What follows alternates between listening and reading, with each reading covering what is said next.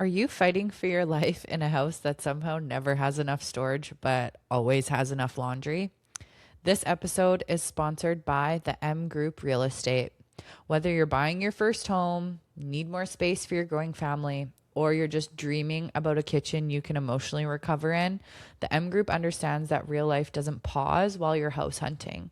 They're in the same season of messy motherhood too, balancing kids, schedules, activities, laundry piles, and all the everyday chaos. So they genuinely understand what families need in a home beyond just what looks good online. What really sets the M Group apart is the level of professionalism and care they bring to their clients. Their team is highly educated, community minded, and deeply invested in the people they work with. They're actively involved in volunteering and giving back while also bringing strong industry knowledge and experience to every step of the process. They make real estate feel approachable, personable, and way less overwhelming. Just real people helping real Saskatchewan families navigate big life changes with confidence. So if moving has been on your mind lately, connect with the M Group and start the conversation. You can find them at the M Group on Instagram or themgroup.ca. Hi, honeys. Welcome to another episode of the show you already know the name of, but I feel like I keep saying all the time, even though you know it. What's up? We're back. Things are a bit lighter around here, which is nice. This episode today, girls, is a fun one. I say that every week. You're like, yeah, Jordan, we know it's always fun. Okay. This episode is with Taylor Schneider, and this conversation goes way further beyond what most people think when they hear the word medium.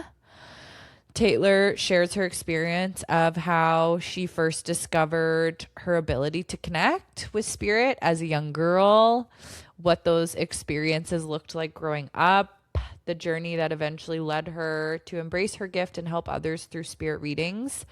But it's not just about connecting with those who have passed on this week. It's also about motherhood, identity, and the bittersweet season of watching your kids grow up and watching your heart walk through the school doors.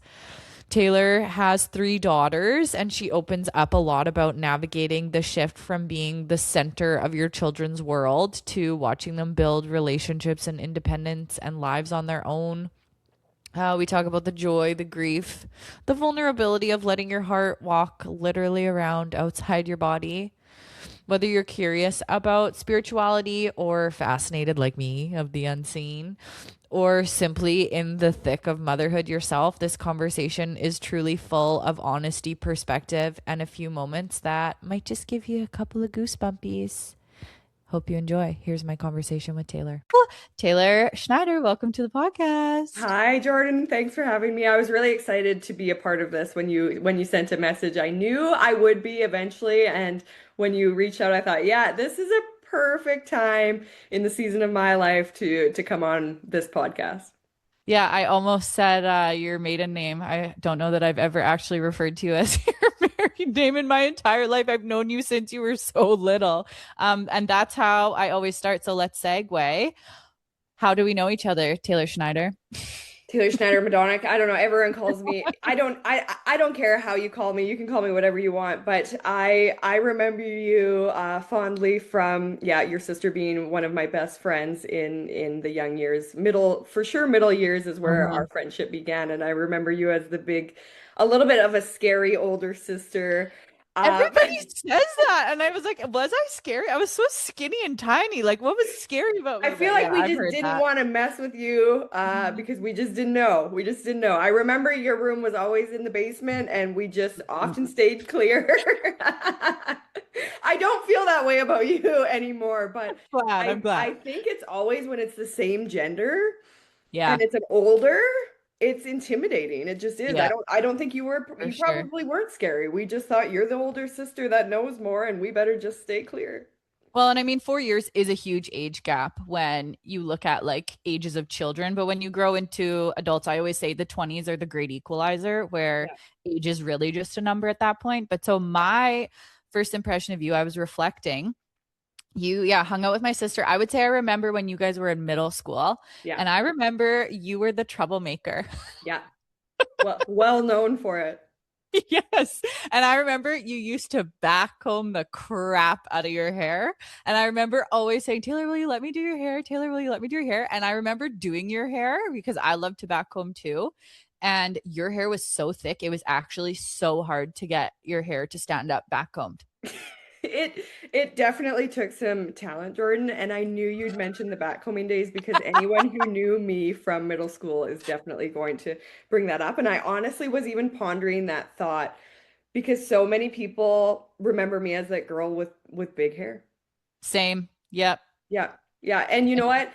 I think back to it, and in grade 7 there was a grade 9 who bullied me kind of. She like sent out a rumor a little bit about the back home and that I'm terrible at it and I should never do it. And this Oh. is what shows my personality. This is who I am and I'm gonna own it. And so from that day forward, I was not quitting back homing. Like it was gonna get bigger and better because that girl ain't gonna tell me what to do, even if she's the big grade niner and I'm the grade sevener. And yeah, I feel like that actually helped me become more of who I was in that moment, was just to be like, you know what? You don't like my hair? Great. I love it. And I'm gonna make it even Mhm. bigger just to bother you. I love that for you. I think it's coming back a little bit. I see a little backcombing in the schools now. So I'm like, Oh okay, my see, we were God. cool. Well, there could be le I could definitely send out some lessons because I had the right product, the right tools, and you're right. This is thick hair. Like to lift this hair takes talent. Okay, I have to tell you this too. I don't know if you know this, but your husband, do you know the history of me and No, your but I husband? was thinking if you're 4 years older than me, which I thought you were such an older big sister at the time, that is literally my husband's age group. So were you in school with him? Yes, he was my first boyfriend. I don't even think I told him I was coming to do a podcast with you. That's hilarious. In grade Well, six. weren't you Yep. lucky? He was a very sweet first boyfriend. That's hilarious. That's so I was funny, like, I Jordan. wonder if that's ever come up in conversation. I doubt it because it's like, what man remembers who he dated in the sixth grade? But yeah, So he was. Jordan and Jordan dated. Jordan and And Jordan. this is Wow. the craziest part, Taylor. That isn't the only Jordan that I dated in my life. That's confusing. That's messed up. I know. But yeah, Okay, okay. well, So Jordan, what are you for a zodiac sign then? I need to know this before we. I'm a Taurus. Oh, yeah. Okay. Jordan goes for earthy people. My Oh, is that husband, Jordan, because I'm a Capricorn, you're a Taurus, he's a Virgo. We're all three, we're just boring old earth people. okay? Yeah. Interesting. See, you know all that stuff. I'm not with it with the horoscopes, but let's go. So feel like we alluded. We obviously grew up in the same space. So you grew Yeah. up in Lloyd, and so what kind of kid were you growing up before you became the troublemaker? Probably always the troublemaker. I was always my own person. I just always was. I was unique, old. I was old when I was young. I Hmm. always liked adults, never played with kids, hung out with the adults, chatted with the adults. I remember I followed my brother around. He was the athletic and I was the social. So I would hang out with the adults. I never hung out with kids. I'd visit with adults. And even as I think of, as I got older, even in my teenage years, I might have been always known as maybe the bad apple, but I would always visit with the parents or get to know the older people around me because I just feel like I always was an old soul and I always connected with older people.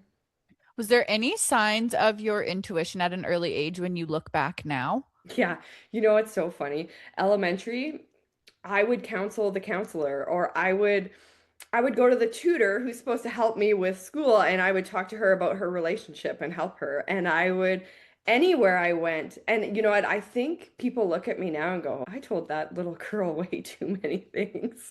Because I mean, I still live in Lloydminster. I still see a lot of people I was connected to as a young person in the school system or wherever, whenever, while I was being raised. And people connected with me at such a deep level, Jordan, that I couldn't even make this career up for myself. Like, this is what I was born to do, and I've done it my whole life. I just, Yeah. as a child, didn't charge for it. What did you want to be when you grew up? A nurse. I wanted to be a nurse. Okay. Yeah, And then, in high school, I had teachers. I was not good at school, so teachers were advocating for me. They were trying to help me get because I needed like 70 in math to get into yeah. school and this and that. And so they would let me write the test with a helper or like do little things to try and help me so that I could get approved into schooling because I was a compassionate person and I always wanted to help. And I think those teachers really wanted to advocate for me because they could see that I probably would have been a really good nurse had I went Mhm. that direction. I'm actually shocked. I think of a lot of the mediums that I know that you guys, no one ever thought therapy Yeah. because I could see how spirituality and like a psychology therapy would kind of get mixed up, you Jordan, know? my career, I always say, wow, it would have been helpful if I got some of that education for sure. Yeah. Because Yeah. it walks hand in hand. Absolutely.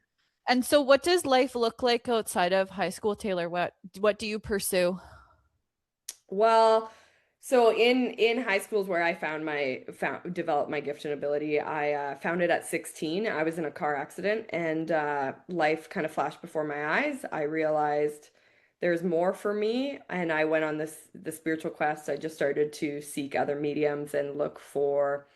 I was always drawn to spirituality, and I just thought there's something here. And I went to a really talented one around Lloyd, and she, before I even walked in, said you're a medium. Like, why are you even here? What are you're just looking for me to confirm this to you. And I said, yeah. And from that moment on, I started doing training with her because it's like once she identified it for me, the floodgates were open. I had no control and the connection was like, boom, you're either going to do this as a career or you're going to fall apart because you're being bombarded by this energy at all time and you need to learn like how can I survive with this gift and ability.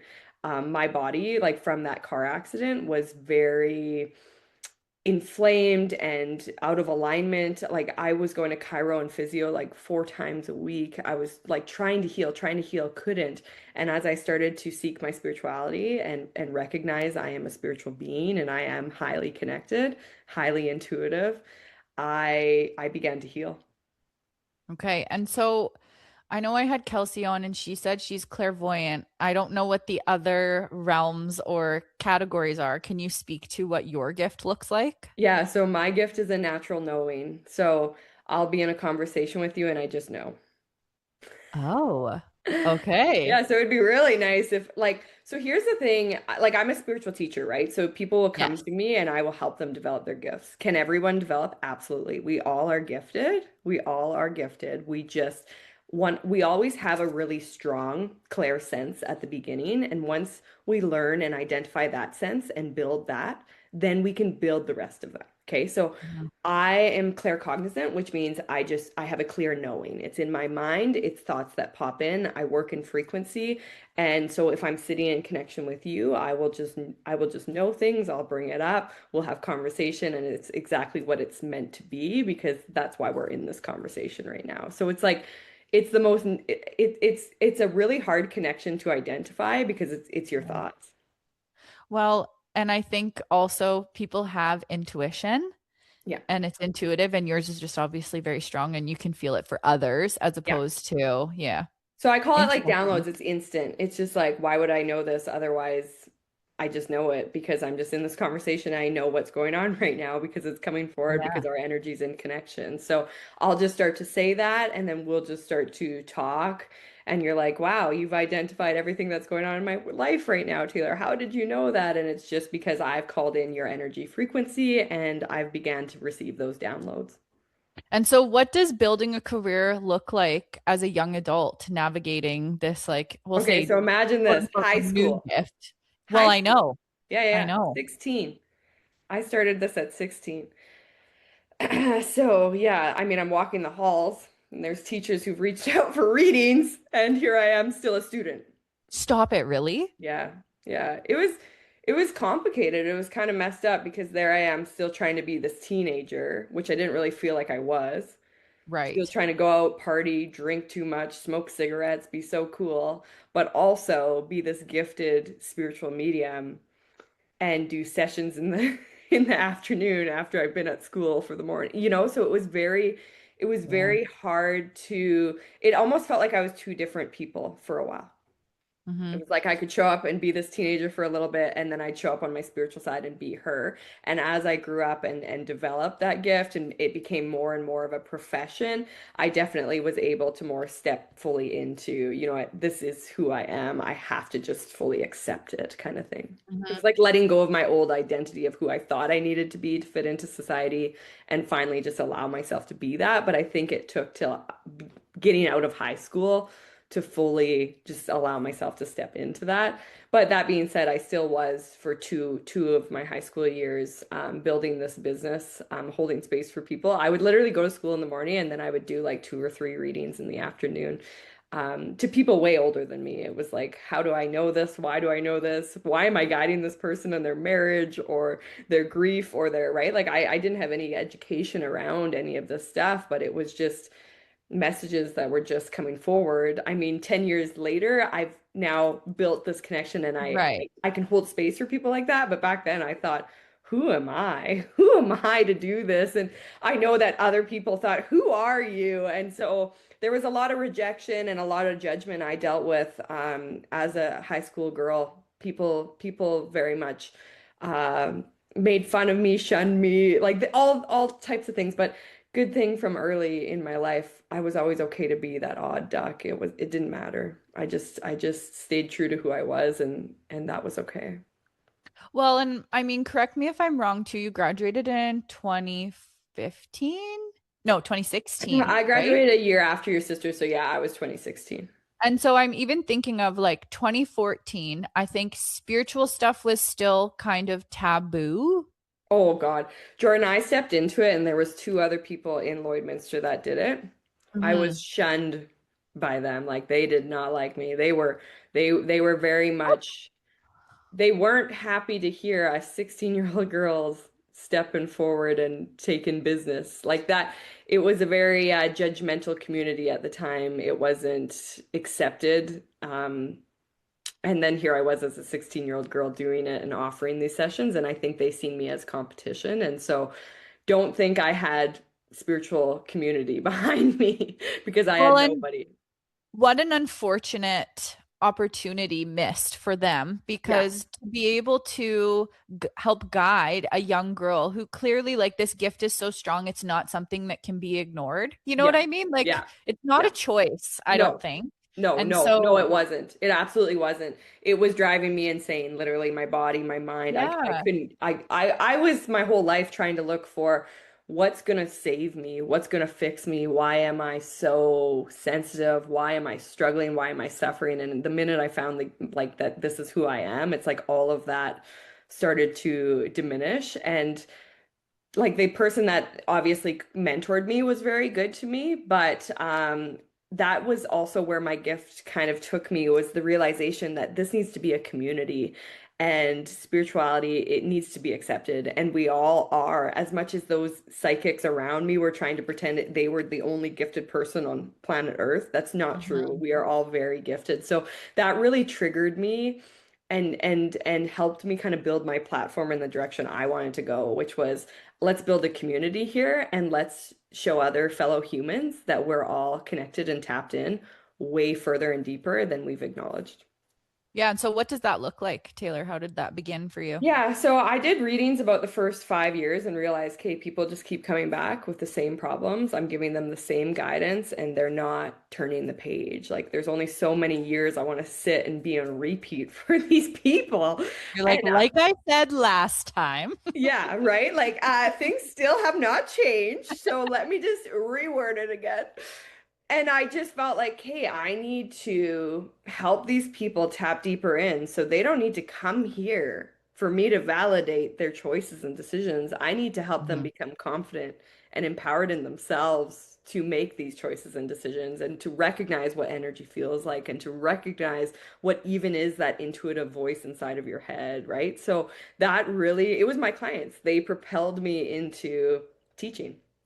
And it's funny, when I started my like learning about mediumship and the development of connection and intuition and all of that, I channeled once my higher self, and she told me, "You're going to be a teacher." And I was sitting in this class physically, the spiritual class with all these other women, and they were all sharing the details of their higher self. And they're all like, "Mine's an angel, and mine's a, like these fantastic." And I'm like, "I don't even want to share." And they're like, "No, you have to share." I'm like, "Well, mine's a teacher." And I hated school.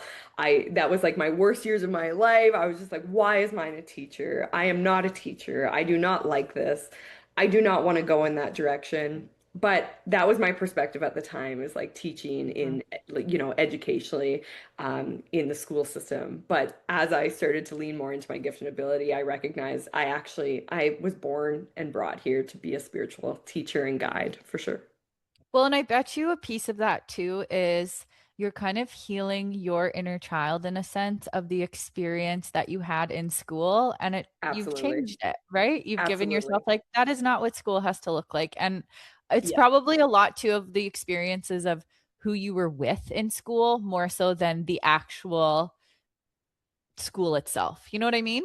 Absolutely. And like here I am, like we've talked about, even when I stepped into my gift at 16, it was not accepted. It really wasn't. It Mm, was very hush hush. If I told somebody I did this, I basically had to whisper it. I had to have a private little Facebook group for people to come to. Like none of this could be public. The way my social media has been able to be exposed now and what I've been able to yeah, create is absolutely phenomenal in comparison to where it was 10 years ago. Like that, right. it just goes to show the world is waking up, which is fantastic. But think back even now, 20 years ago when I was in school, my mom, I feel for my mom because now I'm a mom of three and I'm going through the school system with my youngest or my oldest. And I feel for my mom because she was sending me to this place where I was struggling so bad and nobody understood me. And she knew there was something so fantastic about me or so deep about me, but she also couldn't pinpoint it and wanted to help me but didn't know how to help me and wanted to advocate for me but didn't know how to help, like so Yeah. what a journey also for my mom to walk with me as a mom to, my child doesn't have a disability. I think my child has an ability, but I don't know what the ability is. And Right. so in the school system I was really looked to as what is her disability. I was tested for all types of things. Oh, Mhm. I guess, right? They're trying to pinpoint what's going on. So, anyone in your family super gifted in the spiritual realm that maybe it would be passed down to you? Yeah, so I would say it's my dad. Most likely, I would say it comes from my dad. My mom's very intuitive as well, but my dad's a very gifted soul. We're very similar, but he had a lot of trauma in his lifetime. He was a foster child, never knew his parents, so we don't have anything to Wow. look back on from him. So Yeah. I think he built foundation so that I could be brought here and I could develop the gift and ability that he never had the safe place to develop. Taylor, that's so cool. Yeah. And I would have actually never gave people your say like dad I that. look a lot like my dad or like my mom, but me and my Yeah. dad are like we are the same people just in different bodies for sure. Yeah. So, how would you explain what you do for someone that has never experienced it before? Ah, that's a good question. Well, here's the thing. This is where people think it's all woo-woo stuff, but it's really not. It's not woo-woo at all. It's that we all have energy frequency. And so if you say you're going to come to me, if you say you're coming for a session, well, the minute you even sign up for a session, you've just given me permission to connect to your energy field. And we all Mhm. have an energy field. It's what we're going through. It's what's going on in our life right now. It's so I can immediately go, okay, I'm calling in Jordan's energy and instantly begin to channel. So what that's going to look like for me is I'll start to write jot notes. Here's the things I need to talk about with Jordan because here's what's coming up in her energy field today. And then because I know how to work so well with my team, I've done this for so long, I will ask like, how can I guide them in her past? How can I guide her in her present? How can I guide her moving into her future? What can I help her release? Is there old ties? Is there karmic wounds? Is there things she needs to reveal to understand her purpose in moving forward? I can ask all of these questions and just get so much clarity and validation. And that can all happen in like a 1 hour session, meeting me for the first time. Mhm. So, I mean, it's pretty phenomenal. I'll meet a person, I'll have a 1 hour session and maybe never see them again in their life, but that moment might have altered their entire reality. And it's pretty amazing. Like I don't really know how you'd even word it other than I can confirm things that you're going through. I can guide you in the direction you're supposed to be going in, and I can also identify kind of what the holdup is in your life that you need to release, heal, let go of so you can propel forward in your life. Can you turn it on and off? Here's the thing. Invitation is like, okay, so if you sign up for a session, you've invited me into your energy field, right? But there's also the invitation of like a person comes to me and they just start to talk to me at the hockey rink. Right. And they're just like, a lot of people just know, like I'm from Lloydminster, so they know who I am and they know what I do. They come up to me and they know why they're coming up to me, right? So, Well, and uh, you know why, because you've got the uh-huh. know all in But they there. also know why because they've been drawn to come connect with me. They've been drawn to come for a conversation. Right. So, instantly, there's usually guidance that needs to come forward. Often it'll be in the most casual conversation. I'll just drop a few little things for them. And then I just go, okay, well, conversation's over, letting that go.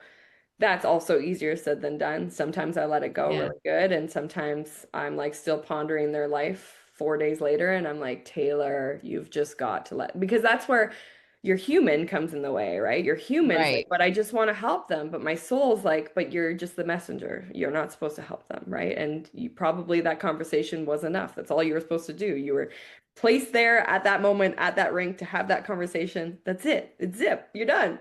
But sometimes as a human with an ego, I hold on to things because I want to help. I want to heal. I want to, yeah. So it's hard, Jordan. It's hard to live a normal life.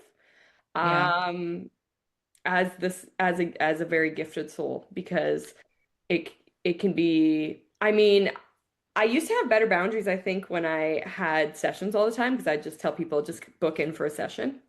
But now I don't even really do private sessions that much. Mm, I'm more in the teaching role and in the developmental role now that I don't really have even time and space to tell a person, well, just, or if I do, it's like sign up 3 months later. You know what I mean? So I yeah. kind of feel like I need to just help them in that moment. And so I'm struggling with boundaries around that because I'm out in public a lot more now. I have 3 kids. My kids are in sports now and they're in activities and these moms and dads are getting to know me and they know what I do. And yeah, I'm still learning. I'm still learning to have those boundaries and that it's okay to not guide people at all times because I feel like sometimes I'll Yeah. forget to just be a human and I'm always being a guide and messenger. Well, and I'm imagining a situation where I can walk into a room and I mean, I think like you said, everyone has a gift in a sense, but I can walk into a room and immediately be overwhelmed by energy and I'm Yeah. not channeling anything spiritual. So I just have a little bit of empathy for you that would probably feel like a lot to take on everybody's messages. Oh, absolutely. So like it would just be like walking in a room and just feeling basically I feel like drunk all of a sudden. Like there's no Mhm. boost in my system, but it's just like overwhelm of energy. So there's things I need to do like ground my energy, protect my energy, set intention before I walk in. And the clearer I get with intention, the easier it usually is. And usually the intention needs to be I'm here to be a human. I am not on call right now.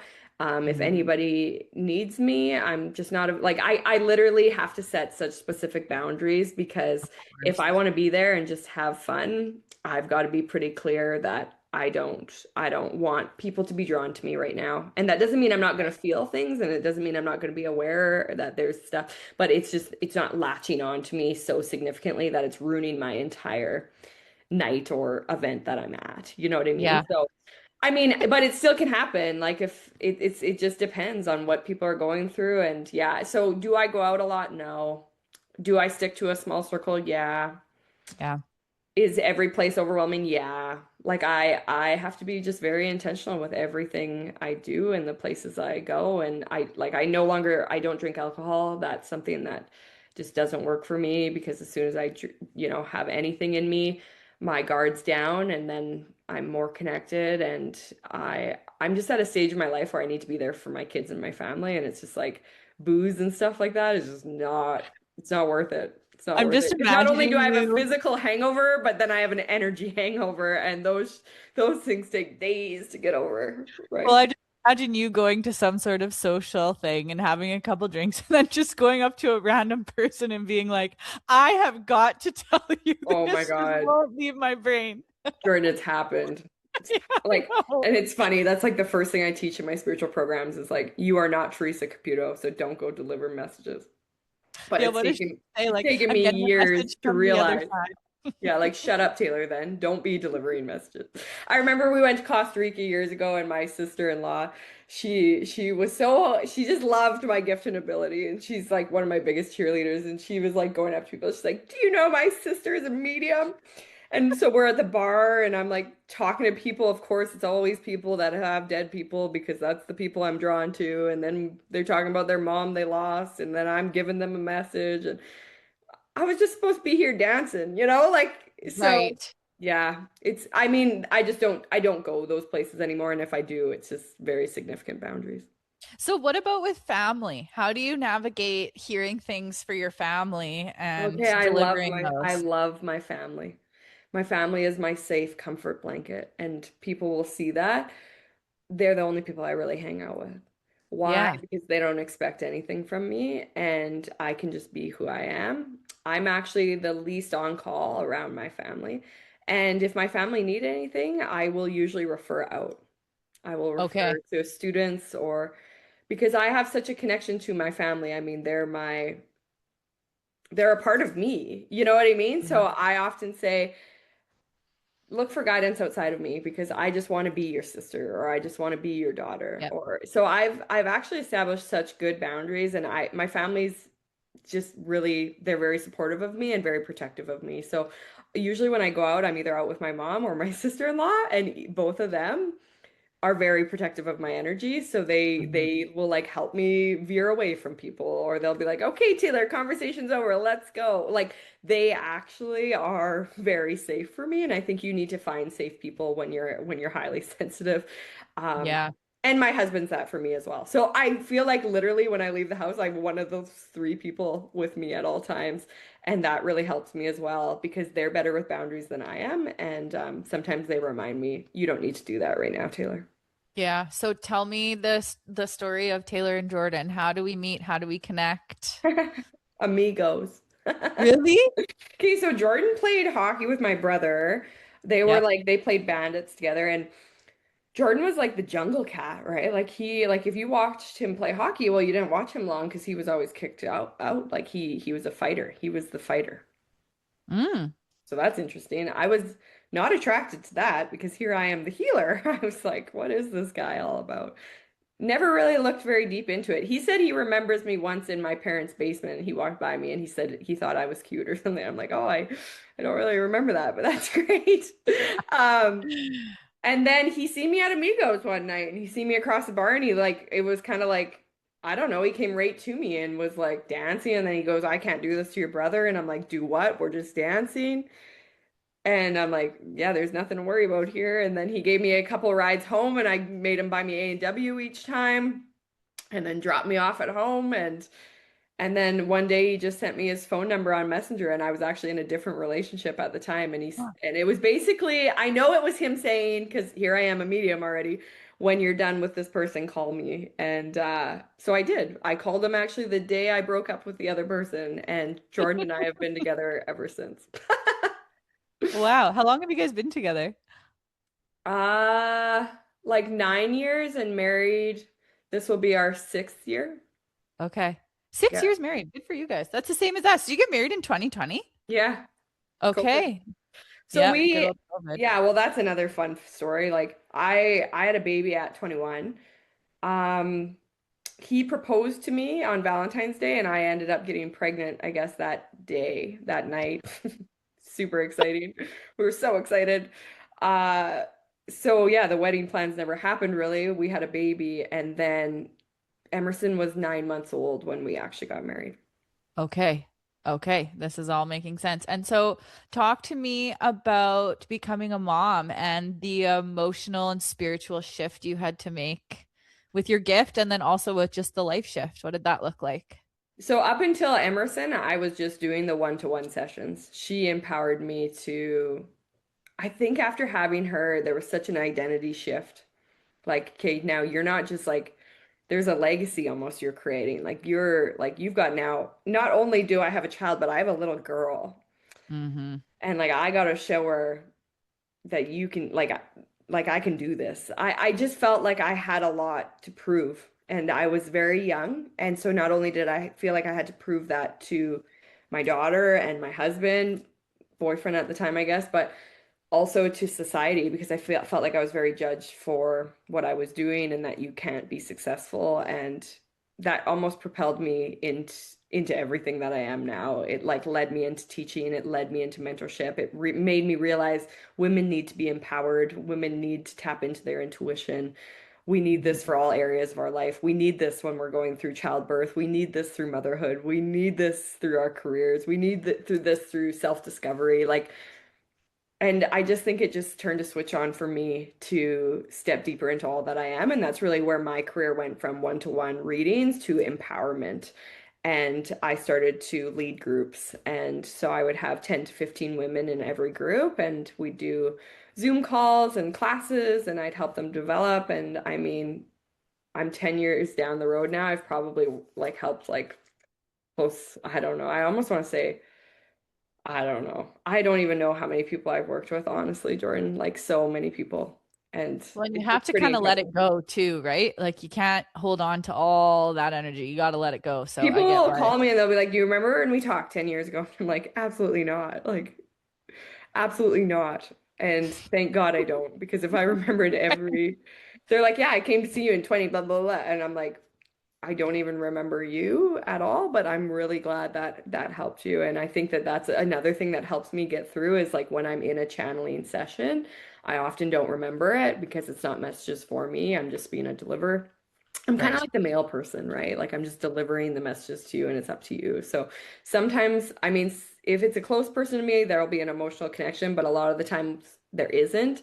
And then that allows me to really let that go, right? But then when I was doing these courses in mentorship, I mean, I'd build these amazing relationships with these women and they just keep taking these programs with me because we built something so sacred and some people I met 10 years ago, I'm still working with them to this day. It's pretty amazing. What's been the most surprising thing in motherhood so far for you? What a humbling journey. So not only do I have one girl, but now Yeah. I have three. I have three girls. So the divine feminine is really there, and it's a humbling journey. Like yeah, I'm a spiritual channel and I can connect and get clarity, but it's a lot harder when it's your own life and it's your own reality and when you have that emotional connection. But I know these girls I'm definitely here to support and I'm excited that they've chose me because I feel like with the awareness I have now, I can really help them move through the seasons of their life with more understanding and hopefully more clarity. But again, I'm their mom, so that doesn't mean they're going to look to me that way. And I'm already being humbled by that experience because I've got a 6-year-old and she's already like, Mom, be quiet. Like I got to go experience my own life. So, it's also it's hard too because I know what's happening and I can see what needs to change for them, but I also have to step back and let them have their human experience. Do you think I know your one is just teeny tiny, but do you think the either of the older two have the gift, like more one than the other? They're all really gifted. They're all really gifted. So Emerson's the empathetic, sensitive, very in tune with everything, but overwhelmed by it all. Harper's more like me. She's a little bit like she's our like Tarzan, George of the Jungle vibe. Doesn't wear clothes, doesn't brush her hair, like literally does not care. Like she is who she is, and that's just who she is. Um, but she has a lot more of what I have going on, I think. So I wouldn't be surprised Interesting. if she goes in that direction. And then Yeah. Liv, my youngest, who was just born, she's only 8 weeks old right now. She's more the sensitive one like Emerson. So it's like I got really two really sensitive ones that are just going to be very in tune with everything, whether they decide to go in that route, I don't know. They might actually feel like this is too much and I want to go more in the human route because I've felt my whole life. You know what I mean? Where Right. Harper's more, my middle one's more like fiery and she just knows it and she doesn't hold on to it really. She just like spits it out and moves on. And people are very drawn to her. It doesn't matter where she goes. And I just see a lot of myself in her, and I wouldn't be surprised if she kind of maybe follows in my footsteps. Yeah. Do you ever feel that it's such a healing experience to have a child that's kind of just like you and you get to mentor that in a sense? It's healing and it's hard. Yeah. Um, because all the wounds open, right? So Yeah. I didn't realize how, like, I mean, I knew I was wounded from school years. I knew my inner child was wounded, and I've done a lot of work.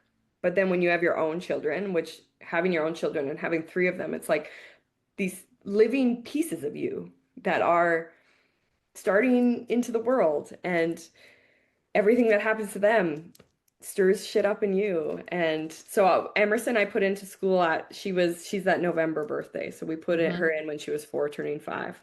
Struggled, had a really difficult year. And that broke me for her. So we ended up actually holding her back, and we've given her another year in kindergarten. And this year we put her to a different school with a different friend group. She is thriving. But to Good. make that decision a year ago was just like, wow, this is all my greatest fears surfacing. She's not thriving. She's already struggling in school. She's already not fitting in. She's already not wanting to go. And it was just like, wow, this was me. And instead of pushing her to continue from that energy, my intuition told me, hold her back, give her one more year and put her to this school.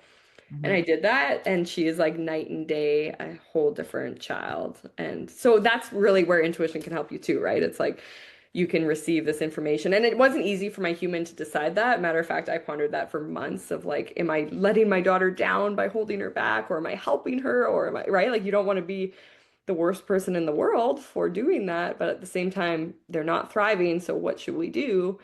And yeah, it ended up being the best thing. I mean, she's loved her year this year and she's thriving, and her personality is completely different because she's in a different environment with different people. I've always, as an educator, told people that are on the fence about that, I'm like, hold them back. Yeah.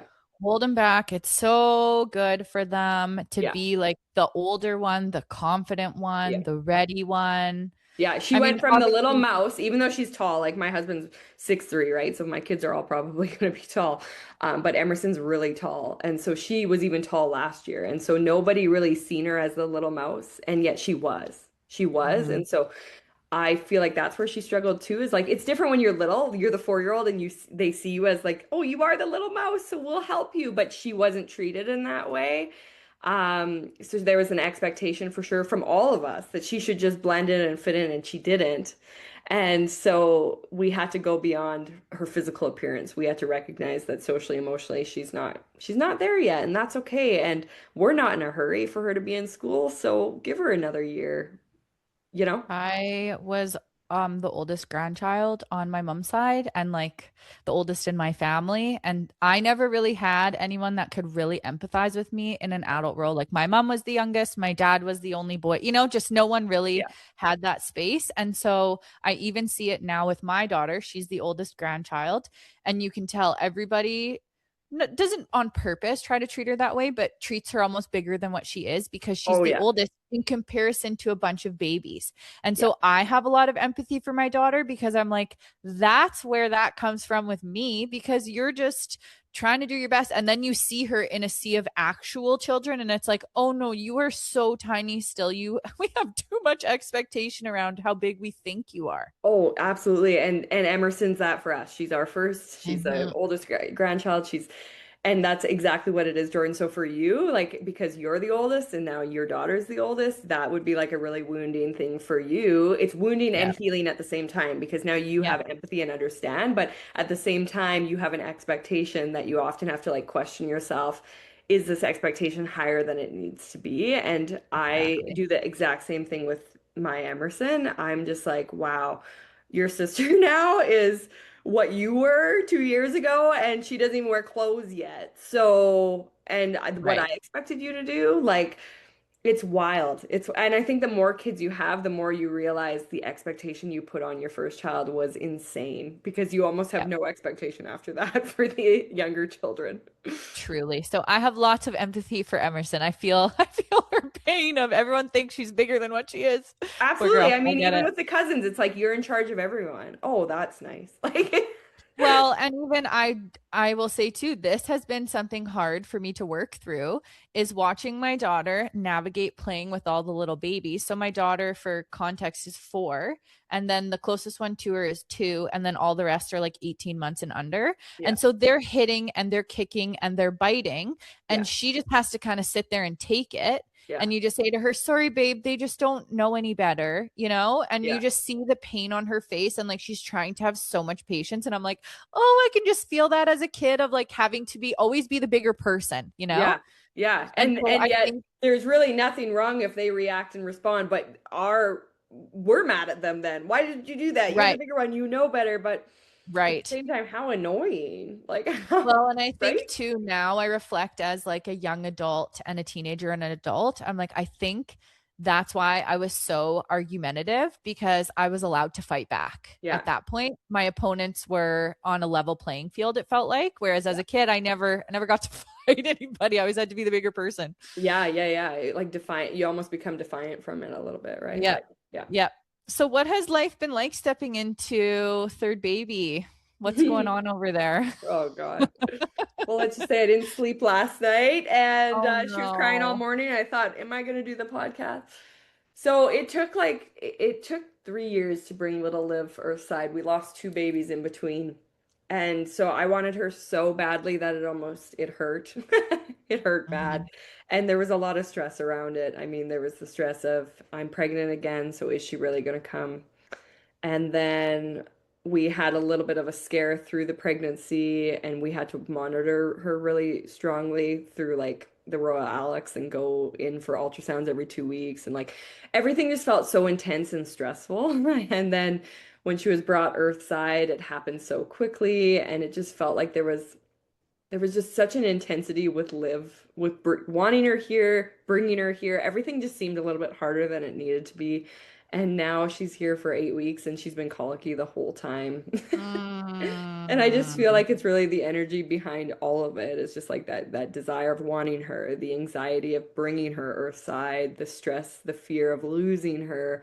So I'm really working on an energetic level of like letting her go now so that she's a human now. She can it's okay because I feel like she really tunes into my energy, which is still trying to heal from the whole events of bringing her earth side, the for whole sure. trying to conceive, then trying to hold the pregnancy, then trying to keep her healthy while I was pregnant, then the trauma of the birth. You know what I mean? So I feel like she's just tuned into my energy, which is still so chaotic from the whole 3 years.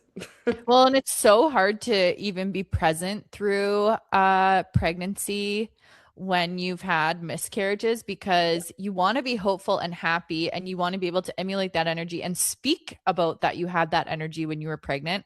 But it's very, very tricky to be hopeful and optimistic and positive when you know that the other foot can fall so quickly and things can change. It's so hard.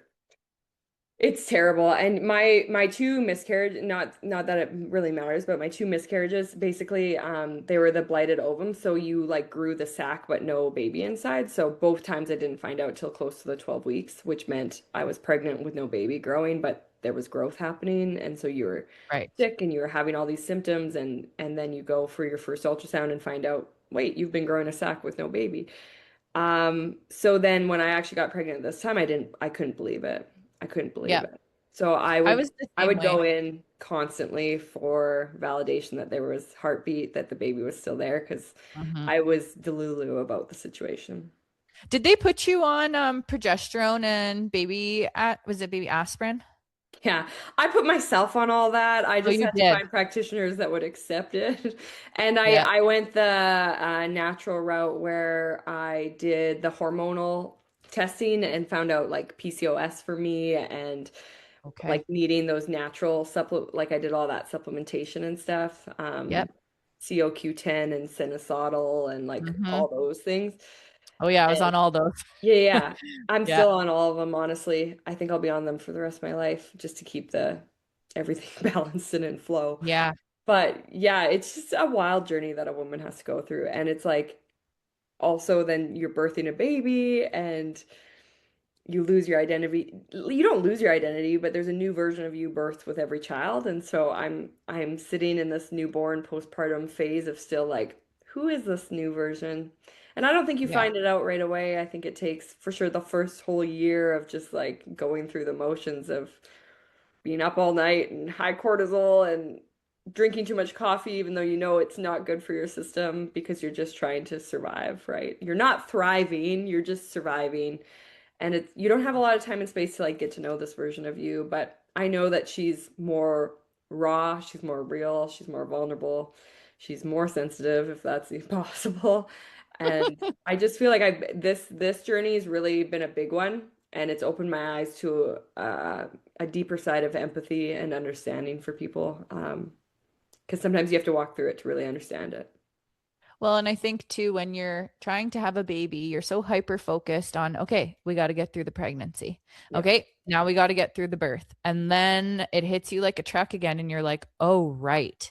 I forgot about the sleepless nights. I forgot about the colic. I forgot that they stay up till 1 in the morning for the first like 3 months Yeah. of their life, and you can't get them to sleep. Because when you look back on it, you just remember probably the really traumatic times, but also just like the snuggling a baby Yeah. and nursing Yeah. and, the blankets You're and the right, Jordan. stuffies and It's like just when I get through this pregnancy, everything will be okay. When I get through this birth, everything will be okay. And now we're like through all of it, and it's just like nothing's okay, but that's also okay because yeah. that's like a part of the journey.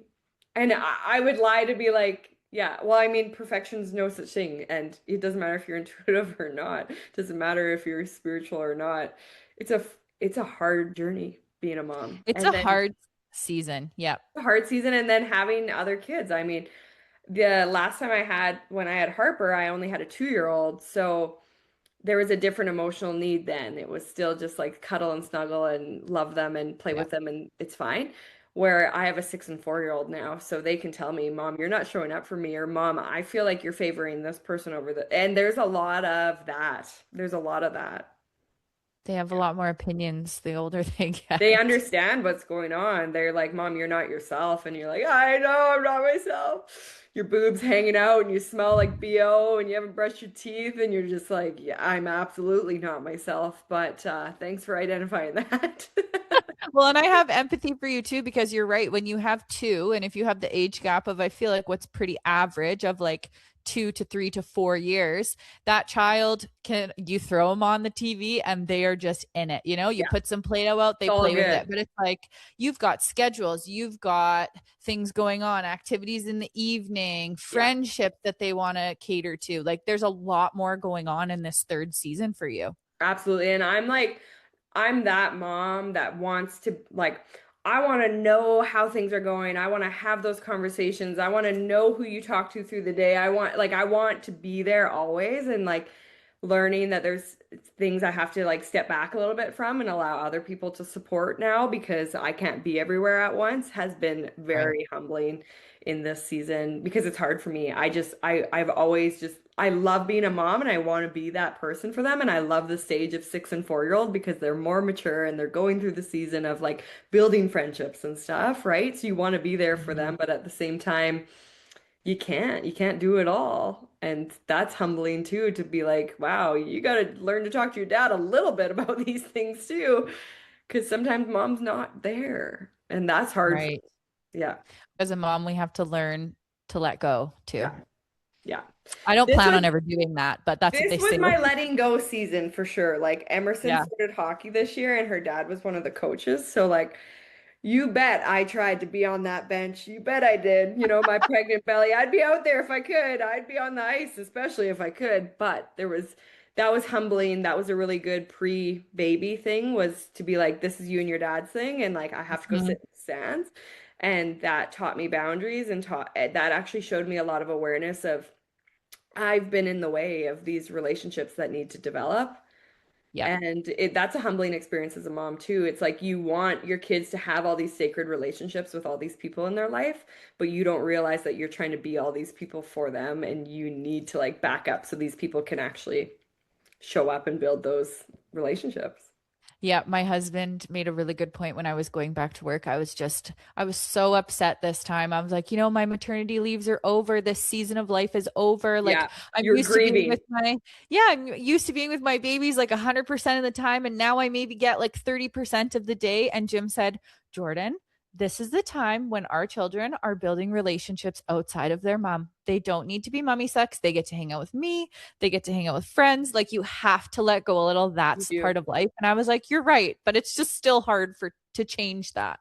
But and it's like that message I said kind of when it's like when you have children, you've got like it's kind of like these tentacles living outside of you, and it's like Yes. watching your daughter head into the school, and you're just like, you've got Watching your this, heart but go. God, Yep. this is hard. This is sad.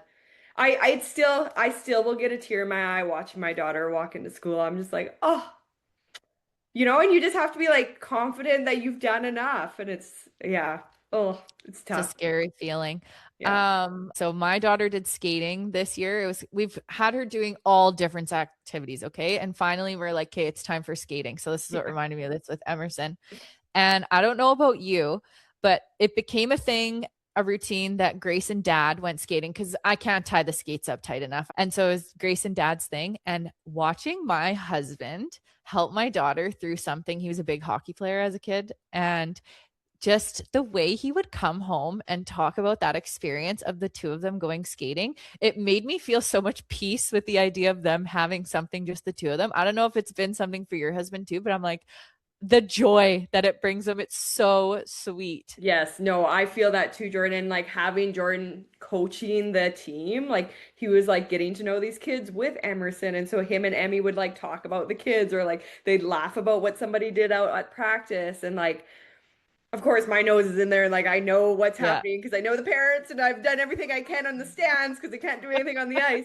But like I loved because when it's to do with school, mom's in connection. When it's to do with dance, mom's in connection. But when it's to do with something that dad can be involved in, that is probably the sweetest thing. And it's so rewarding for a mom to like sit back and be like, yeah, you guys finally can have like your connection and your Totally. people that you can talk about, right? And yeah, like you said, you Yeah. don't realize though, like how much we're in the way. And like we try to do that. And you probably even thought, well, I should probably go A skating. hundred percent. And then there's the mom guilt of, well, I should have been there. But then it's like those moments when you sit back and you're like, wait, if I was there, that would not have happened. Yeah. My husband often will be like, I can't wait for you to leave so that they'll actually love me and want to play with me because they want nothing to do with him if I'm around. Right? And it's like we actually just have to make time. And I feel like for me, like working even at this time, like I'm only 2 weeks or two weeks feels like 2 weeks, 2 months postpartum. But it's also important that my husband has these times at home with the three girls and like, Mhm. because like he's gonna look back one day and I want him to also remember the season of life and what it felt like. Yep. And if I'm 100%. always there, you don't really remember because mom's doing it, because mom just does it. Yep. Where do you think your spiritual journey is going to lead you next? Do you feel like there's something new on the horizon that you're going to explore? Yeah, so I'm actually already starting it. Ooh, It's business mentorship. I got okay. asked. So I've helped all these women develop their spirituality and this doesn't mean that they're going in to do readings. Like some women are health coaches, some women are lawyers, some women are chiropractors. Like they're women that do everything, okay? It's not just doing readings. And they will like they will call me and say, "Hey, can you mentor me? I want to get bigger in my career or tap deeper in so that I can show up better and grow this career and this purpose of mine." And so that's kind of the direction it feels like so naturally being pulled for me right now is I already have a group set up. We're starting next month and yeah, it's business mentorship, which is so cool. So I'm gonna work with them for an entire year. Basically, it's every month we kind of connect and I help them and I give them ideas and send them off and see what they can grow and develop and I'll just be kind of that ear and sounding place for them as they grow and develop what they're trying to create right now. So I feel like I'm That's just so cool. I'm helping people develop and step deeper into their purpose and gonna coach them through that. That's so cool. And I think you're just, yeah, you're finding your niche within all of the things you've started now. You found your just little branch off of what feels aligned for you. And that it feels so fun, Jordan. Like because I spent 10 years to build this business, I've went through a lot of ups and downs and I've learned a lot. And so now I can help these people and be like, here's the trail right through this bush instead of having to circle it 10 times like I did, you know? And Mhm. I'm like, if I can simplify the journey for people, well, then why not?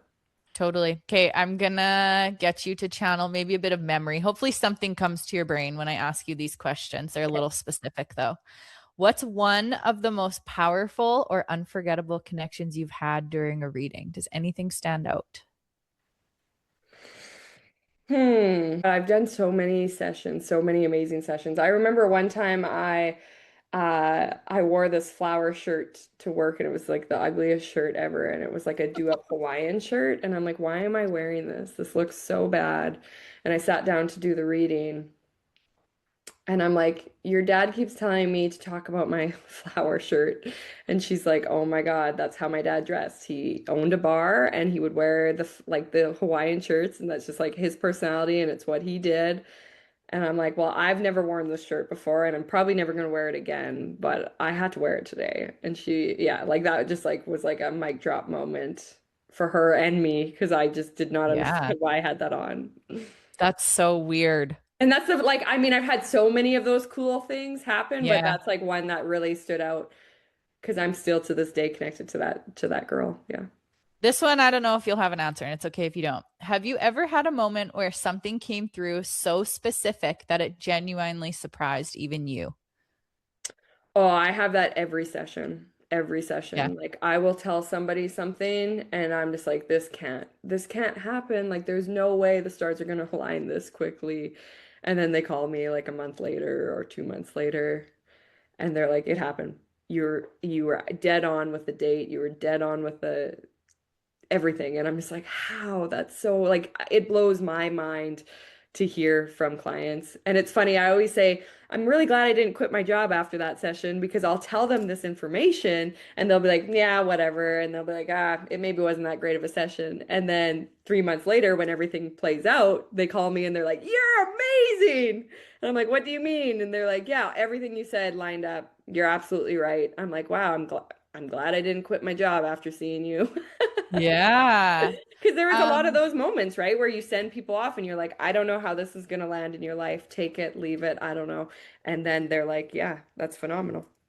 have you ever had an experience that still sticks with you emotionally, even all this time, that maybe happened organically out in the wild, not in a reading? I can think back to like 17 years old. I was at this house party and it was three moms. They were three sisters. Didn't know they were sisters. What? I didn't know they were sisters and they Oh, were like you didn't know. I thought you meant they no, didn't know and you sorry. told them. I I'm didn't like, know they were sisters. And they, I started to talk to one, and then they all kind of circled me, and I started to channel their mom's energy. And I think it all started from just like a message about a penny, and the penny was very validating to all of them. Maybe the mom's name was even I can't remember exactly how it was, but I remember just sitting in like this circle in this host party. And these moms, they weren't even of age. Like I was there with the young people somehow in this conversation. And I think that session changed. I wasn't even a session, it was just a conversation. I think it changed their whole life. And I remember them just sitting there all crying and healing. And it was like the most sacred moment. And I didn't know what I had even done. And I still probably don't know what I did for them that day. But I yeah. can remember that moment. It was just like, wow, call to action. Did people ever look at you scared when you did that as like a teenager? Like when you could tell those women, your mom's coming through, did they ever look at you like freaked out? People were so scared of me. People are Yeah, still scared of me, Jordan. The people don't understand that I don't want to be like I don't want to be in connection with you. Like I want to just be a human. So I have to call your energy in order to be in connection with you. Like these right. conversations have to happen in order for this to start to channel through, right? So I say to them like I got enough of my own problems. I don't want to be in connection to you. So you don't have to be afraid of me. Like unless I tap in and unless you're giving me permission, I don't, it's none of my business what you're going through. I can feel your energy is really stagnant and you're struggling, but I don't need to look any further into that. And you haven't given me permission, so I'm not going to. And that actually is something that's really struggled in the family dynamic, the circle dynamic of like marriage, we'll just say. Uh, that was very intimidated and very, I was way too much for them. So Mm. very much shunned for my ability and not accepted in the family dynamic because of it. And I would just say there's intimidation there, thinking that I would just tap into all their stuff, and I don't. I don't want to know. I don't have the permission to know. It's none of my business, but people can really build their own perception of you, I guess, and it can be difficult. Well, and I don't know that this is the case in that situation, but I could imagine there would be certain circumstances where people are very nervous about the energy because there's maybe something going on emotionally, mentally, whatever, that they wouldn't want someone to tap into, right? I think when you have things to hide, you instantly don't like me. Yeah. Yeah. I think that's a very, And that's okay. I mean, not everybody's gonna like me, and that's okay, but that's something I had to learn in the last 10 years for sure, that not everybody's gonna like you, and you're not gonna be able to help everybody, and not everybody's gonna accept you as this gifted person. People are gonna, you know, take what is so beautiful and make it look witchy and weird, and that's their perception of it, and that's okay. I don't have to prove anything to them, you know? well, and it's obviously going to bring people into your life that you align with on Yeah. more than just like a social level. You're aligning with them spiritually, right? Yeah. So And the that's, more the more I've had to learn that, the more boundaries I've had to build, and then the more I let go of those kind of people and welcome in the actual people that are meant to be in my life, right? yeah. Yeah. Okay. So where can people find you, your stuff? What are you offering these days that you could tell my listeners about? Yeah, so I built my first program online now. So I teach level 1, 2, and 3 spiritual development basically, but I've now built my level 1 on my website. So you can actually go on there and kind of start your own spiritual journey just by purchasing that course. So that's an offering right now. I've just launched oracle cards that I created, I Cool. illustrated, I channeled. I wrote them all, and there's 34 cards in the deck, and they're just like a digital deck that you can just shuffle through and press a card every day, and they're pretty cool. Like they're pretty validating, guiding you kind of on your spiritual journey right now. And then I also have a subscription that's active right now where I do monthly meditations. I do a monthly call on there to connect with you, tell you how the energy is, what to look out for this month, how to stay in alignment. And yeah, I have a pretty big community in there too. So those are the kind of the three things that Thanks I've for got having going your right morning now. My coffee private or your stuff evening isn't really wine with happening us. right now Catch you just on the because I'm next 2 months one. Love postpartum. ya. Bye. And then I do always offer mentorship. It just depends on what you're looking for. So you can find all of that just on my website. My name is awakenmedium.com. And yeah, it's a pretty busy, active website on there. I've got lots of stuff kind of going on. And same, your Instagram is Awaken Medium as well, right? Yeah. So Facebook's Awaken, and then Instagram's Awaken Medium. So, yeah, I'm always posting content. I feel like I'm more going on the motherhood journey right now, just because that's where I'm at. So if you want to giggle with me and follow along to the vulnerable journey I'm on right now, you can definitely follow my stories because I've been trying to show up on there. But yeah, I teach little snips of things as well on Instagram. To kind of help you get through everything because everyone's affected by energy, whether you realize it or not. And usually Mhm. it's so funny when I post things, people will be like, wow, that lands so deeply, and I don't even understand what you do. So that's pretty cool. That is cool. Okay, well, thank you so much for coming on the pod today and becoming a real life of a Sasquatch. It was so awesome. I hope I didn't like talk your ear off, but there was like a lot of things to talk about. So That thank was you great. for having me, and thanks for having this platform for women because this is what we need out there. This is what we need in this season of life, I think. It helps a girl feel less alone in sometimes what feels like a really lonely and isolating time. You think you're alone until you listen to these stories Yeah. and you realize, wait, we're all just walking each other home. That's such a great way to put it. Okay, thanks again, Taylor. Well,